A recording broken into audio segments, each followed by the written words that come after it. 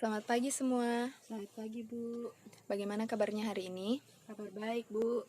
Ya, baik. Hari ini kita akan belajar bersama mata pelajaran Pendidikan Agama Kristen dan Budi Pekerti. Namun seperti yang sudah saya katakan di grup chat, bahwa selama 1 semester ini, saya yang akan mengajar kalian dalam mata pelajaran ini. Perkenalkan, nama saya Novlinian Pakiding.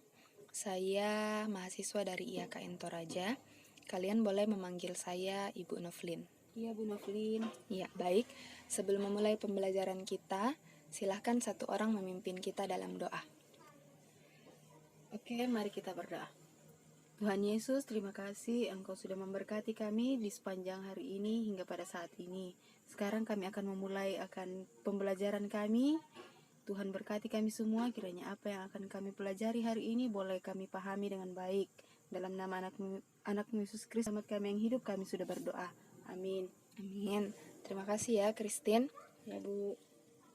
Baik, kita akan masuk dalam pembelajaran kita hari ini. Ya, Ya, Bu. bab 8 yaitu setia beribadah, berdoa, dan membaca Alkitab. Ya, sebelumnya saya sudah mengirim list di grup chat. Silahkan kalian mengisi list tersebut secara teratur. Itu akan menjadi absen kita. Ya, jelas ya? Jelas, Bu. Baik, kita akan belajar bersama. Ada materi sudah saya kirimkan di grup. Boleh dibuka materinya.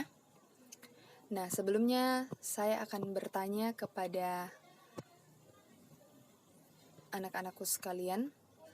Pagi ini saat kalian bangun, apa hal yang kalian lakukan?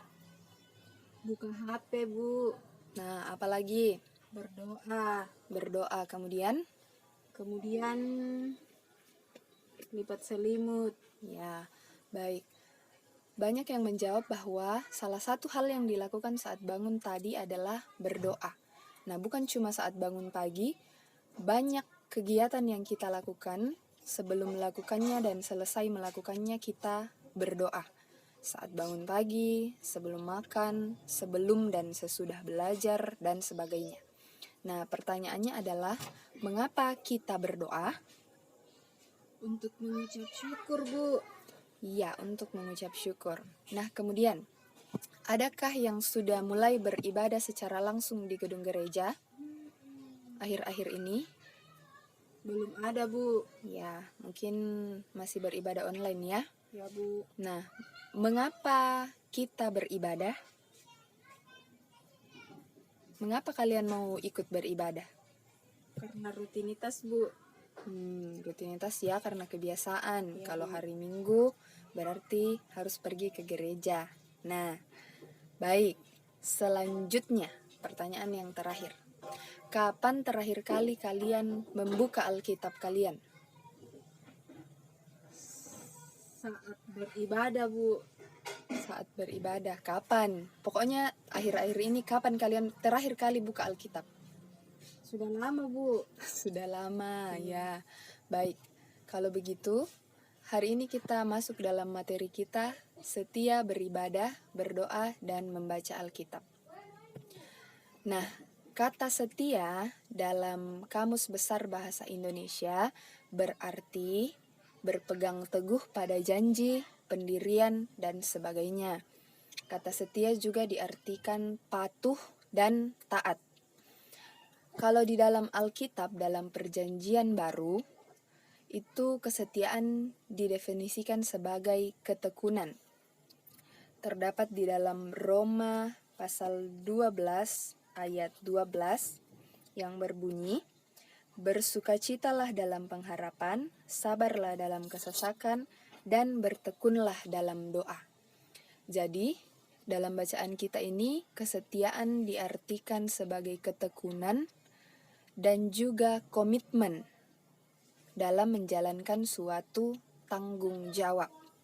Nah, setia yang akan kita pelajari bersama bukan hanya tentang seberapa sering kita melakukannya. Bukan hanya soal seberapa sering kamu berdoa, berapa kali kamu berdoa, berapa kali kamu membaca Alkitab dan beribadah. bukan hanya soal itu, namun kesetiaan yang akan kita pelajari bersama hari ini berarti apa alasan kita untuk melakukan ibadah, berdoa, dan membaca Alkitab. Apa yang memotivasi kita untuk melakukan hal tersebut. Jadi bukan hanya tentang berapa kali kita melakukannya. Nah, kemudian kita masuk dalam makna ibadah, berdoa, dan membaca Alkitab. Saya kira anak-anakku sekalian sudah tahu ya, jadi ibadah merupakan suatu kegiatan yang dilakukan oleh manusia dalam rangka menyembah Tuhan, bersekutu bersama saudara-saudara seiman, memuji Tuhan dan mengucap syukur. Nah, ibadah ini ada dalam dua bentuk. Ada ibadah formal dan ada ibadah non-formal. Ibadah formal berarti ibadah yang kita lakukan berdasarkan suatu liturgi. Nah, inilah yang kadang kita lakukan di gedung gereja, saat di rumah bersama keluarga, atau ibadah-ibadah pribadi. Itu yang disebut dengan ibadah formal. Di dalamnya kita memuji Tuhan, menyanyi bersama, berdoa, merenungkan firman Tuhan. Sementara, ibadah non-formal terwujud melalui sikap hidup kita sehari-hari. Cara kita berpikir, cara kita mengambil keputusan, cara kita memperlakukan orang lain dan ciptaan Tuhan yang lain, juga bagaimana cara kita berbicara kepada orang lain dan sebagainya. Dalam ibadah non-formal ini ya mungkin kita tidak menyanyi, tidak merenungkan firman Tuhan, namun aktivitas yang kita lakukan itu dilandasi dengan firman Tuhan dan semuanya untuk memuliakan Tuhan. Jadi, baik ibadah formal maupun ibadah non-formal, kedua-duanya sama pentingnya. Jadi, tidak boleh ada satu yang disepelekan. Tidak boleh mengatakan bahwa ya saya kan sudah rajin berbuat baik, tidak perlu lagi ikut ibadah, tidak perlu lagi ikut persekutuan dan sebagainya. Karena kedua-duanya adalah wujud dari ibadah dan kedua-duanya sama pentingnya. Mengerti? Mengerti, Bu. Baik. Nah, dalam Kisah Para Rasul 2 ayat 41 sampai 47 di dalam dijelaskan mengenai bagaimana jemaat pertama beribadah kepada Tuhan. Silahkan salah satu dari anak-anakku boleh membacakan Kisah Para Rasul 2 Kisah Para Rasul 2 ayat 41 sampai 47. Silahkan. Baik, Kisah Para Rasul 2 ayat 41 sampai 47. Firman Tuhan, cara hidup jemaat yang pertama. Orang-orang yang menerima perkataannya itu memberi diri dibaptis dan pada hari itu jumlah mereka bertambah kira-kira 3.000 jiwa. Mereka bertekun dalam pengajaran rasul-rasul dan dalam persekutuan, dan mereka selalu berkumpul untuk memecahkan roti dan berdoa.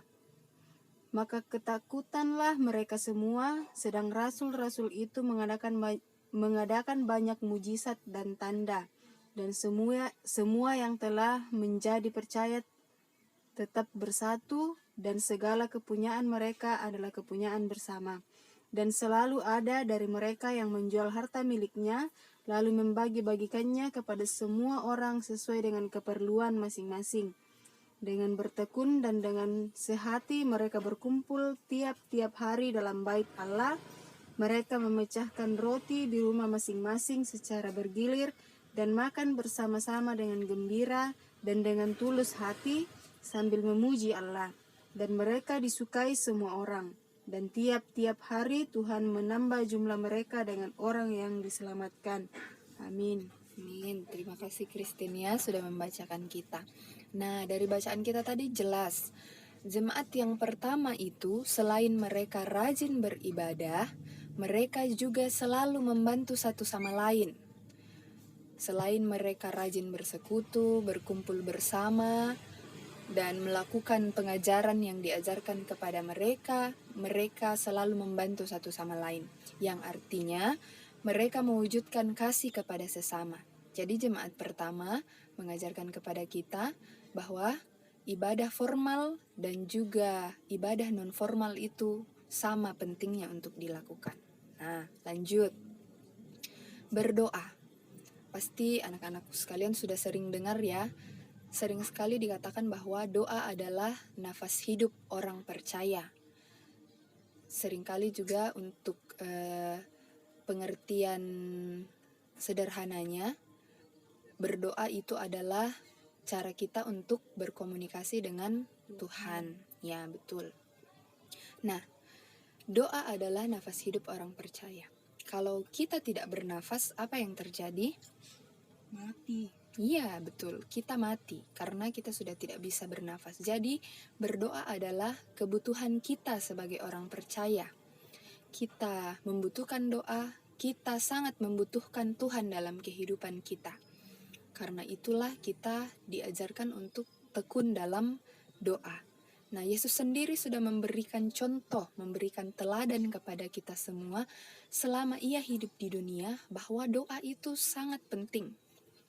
Ibu akan bacakan beberapa bagian dalam Markus 1 ayat 35. Pagi-pagi benar, waktu hari masih gelap, ia bangun dan pergi keluar, ia pergi ke tempat yang sunyi dan berdoa di sana. Kemudian Markus 6 ayat 46.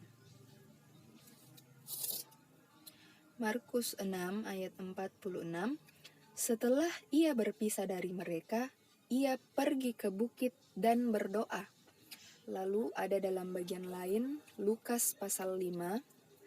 Lukas pasal 5 ayat 16. Lukas pasal 5 ayat 16.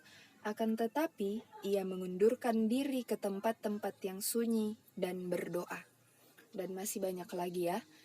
Intinya di situ dijelaskan bagaimana dalam kegiatannya sehari-hari ketika Yesus masih hidup di dalam dunia, ia selalu menyempatkan diri untuk berdoa. Nah, lanjut mengenai membaca Alkitab. Tentu kita tahu bersama ya, kita ini adalah manusia yang lemah, maka dalam kehidupan kita sangat membutuhkan petunjuk agar kita tidak tersesat. Demikianlah kita membutuhkan firman Tuhan untuk menerangi jalan hidup kita. Karena dari dalamnya kita belajar banyak tentang kehendak Tuhan. Dengan kita membaca Alkitab berarti kita berusaha untuk memahaminya. Jika kita tidak membacanya berarti kita juga tidak berusaha untuk memahaminya dan artinya kita bisa tersesat. Kita umpamakan saja begini. Saat kalian sedang bepergian, kalian tidak tahu kalian akan kemana, tapi kalian membawa peta. Tapi peta itu kalian hanya simpan di dalam tas. Tidak pernah kalian buka dan kalian hanya berjalan terus tanpa tahu arah. Akhirnya pasti kalian tersesat. Karena kalian tidak mau membuka peta tersebut. Sama halnya dengan firman Tuhan. Tentu untuk memahaminya kita harus mulai dengan berusaha bagaimana kita bisa rajin atau tekun untuk membaca firman Tuhan tersebut. Nah, kenapa kita membahas ketiga hal ini? Kenapa kita membahas berdoa, beribadah, dan membaca Alkitab secara bersamaan? Karena ketiga hal ini sangat berhubungan satu sama lain. Ketiga hal ini adalah hal yang sangat penting dalam kehidupan orang percaya, karena dengan melakukan hal-hal ini, maka iman kita akan semakin bertumbuh dan juga kita semakin berpengharapan. Jadi, ketiga hal ini sangat penting, tidak ada satupun yang boleh disepelekan. Nah, mengenai berdoa, Yesus meneladankan kepada kita dan mengajarkan mengenai doa Bapa kami. Doa yang singkat namun sudah mencakup berbagai aspek kehidupan manusia. Doa Bapa kami terdapat dalam Matius 6 ayat 9 sampai 13. Nah, untuk mengakhiri pembelajaran kita hari ini, saya akan memberikan tugas. Ini juga terdapat dalam materi yang saya sudah bagikan.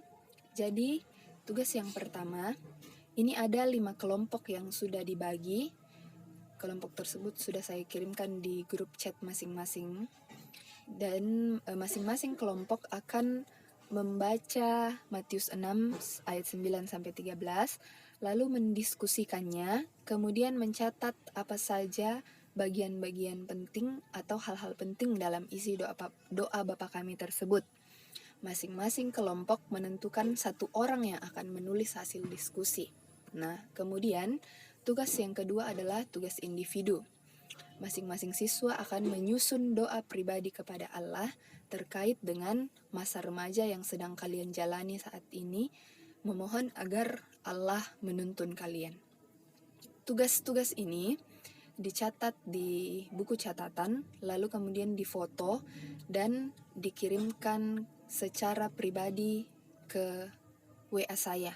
Jadi tidak ada yang mengirimkan di grup chat ya. Semuanya mengirimkan secara pribadi, dan batas waktu pengirimannya mulai hari ini sampai hari Sabtu. Lewat dari hari itu saya akan terima, tapi nilai akan dikurangi. Jadi batas pengiriman mulai hari ini sampai hari Sabtu, dua-duanya ya.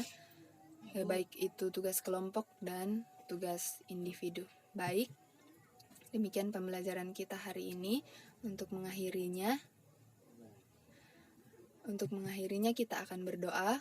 Namun sebelumnya, kalau ada yang kurang jelas, silahkan bertanya. Ada yang mau bertanya? Ada Bu, Ya, silahkan. tugas kelompok Bu, yang tentang doa itu Ya. satu kata itu dijelaskan dan diringkas atau bagaimana Bu? Oh, maksudnya itu adalah kalian mencari bagian-bagian atau hal-hal penting dalam doa Bapa Kami. Misalnya, bagian pertama adalah bagian penyembahan atau mengucap syukur kepada Tuhan. Nah, kalian sertakan di ayat berapa itu. Misalnya ayat 9, penyembahan kepada Tuhan. Kemudian misalnya ayat 10, ucapan syukur. Ayat 11 permohonan. Nah, misalnya seperti itu. Mengerti? Oh, mengerti Bu. Iya, oke. Masih ada yang mau dipertanyakan? Tidak ada Bu, sudah jelas. Oke, sudah jelas semua ya. Baik, kita akan menutup pembelajaran kita. Mari kita berdoa. Tuhan Yesus, terima kasih Tuhan sudah memimpin kami dalam pembelajaran hari ini. Tuhan, kami mohon Engkau memampukan kami untuk memahami pembelajaran kami hari ini. Tuhan Yesus, kami mohon Engkau berkati kami dalam sepanjang kegiatan kami seterusnya. Dalam nama Tuhan Yesus kami berdoa. Amin. Ya, demikian pembelajaran kita hari ini. Selamat pagi, Tuhan memberkati. Tuhan memberkati Bu.